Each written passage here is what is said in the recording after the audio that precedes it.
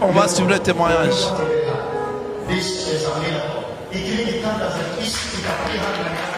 Il y a eu un miracle.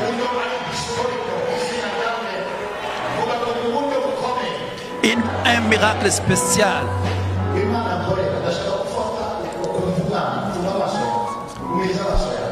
Je veux que tu mettes la main sur le ventre. Il y a la puissance de Dieu.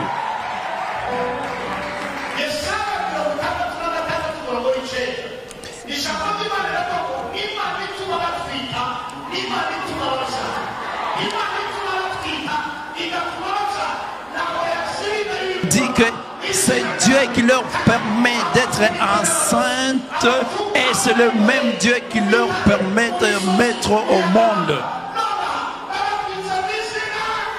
Au nom de Jésus.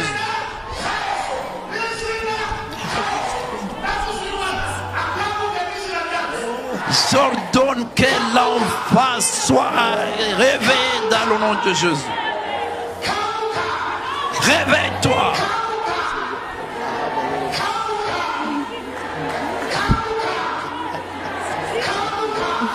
Réveille-toi au nom de Jésus.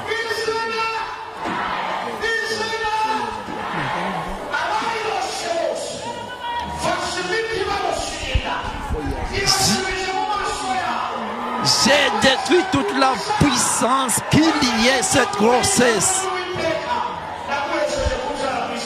Je te permets de mettre au monde dans le nom de Jésus.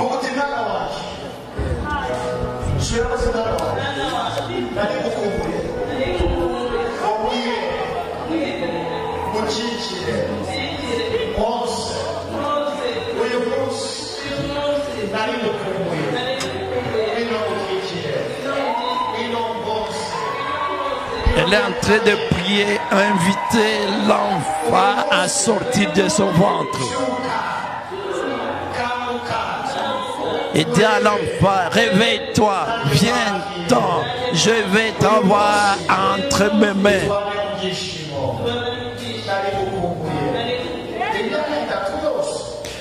Une grossesse qui a duré 3 ans. Elle est en train d'appeler l'enfant, qu'elle vienne dans ce monde, qu'elle soit entre ses mains.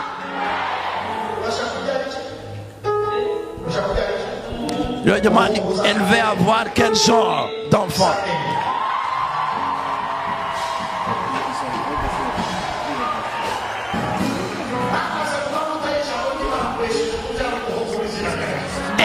Qu'elle va avoir un garçon et on prie pour que l'enfant soit un garçon.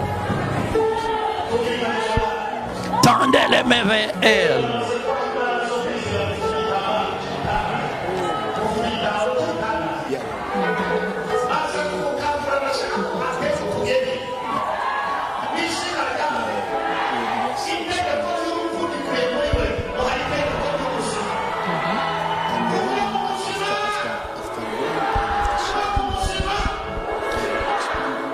Nous déclarons la vie sur l'enfant.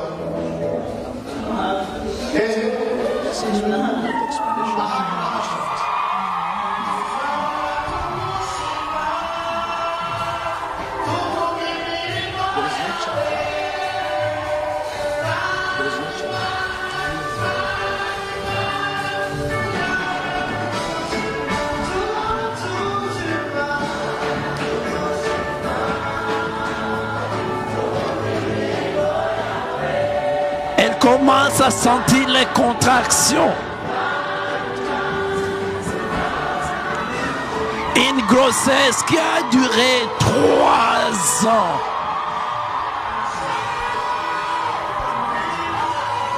Miracle instantané. Tout le monde est en train de louer le Seigneur parce qu'il fait des grandes choses.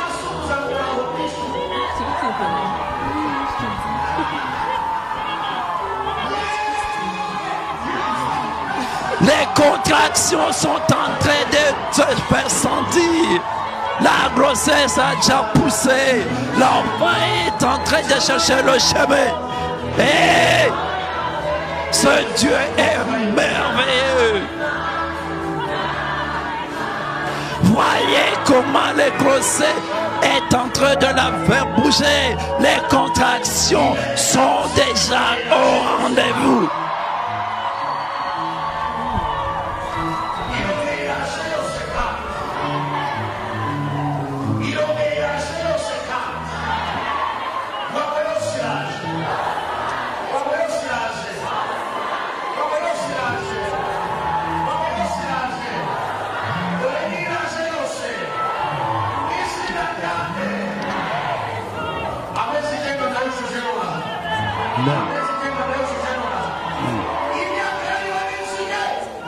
Tout ce que les autres veulent manger, ça doit nous retourner. On doit recouvrir nos droits.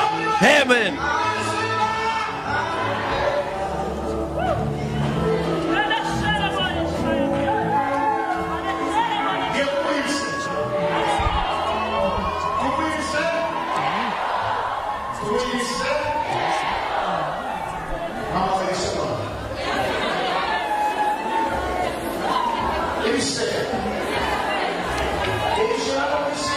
On prie pour que les contractions se multiplient.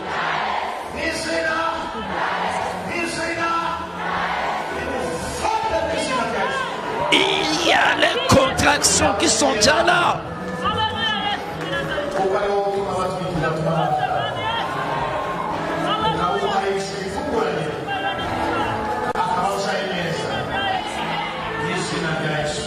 Au nom de Jésus.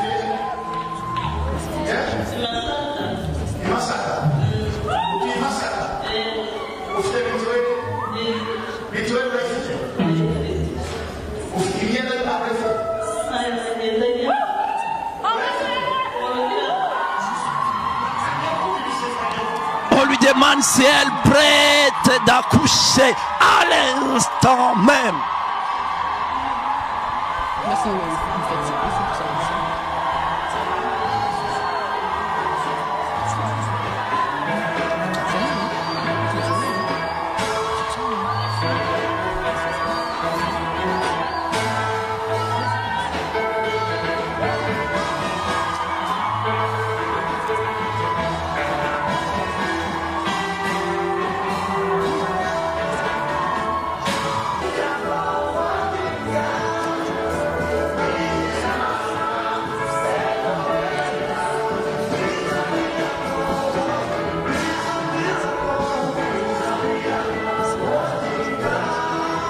Oui, oui. Yeah.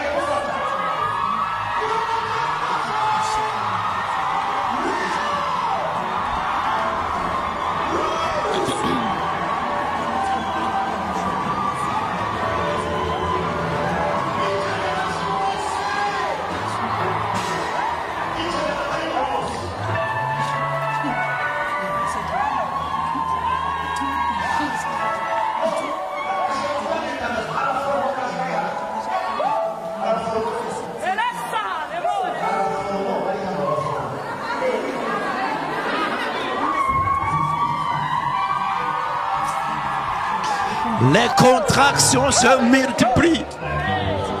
Beaucoup de contractions.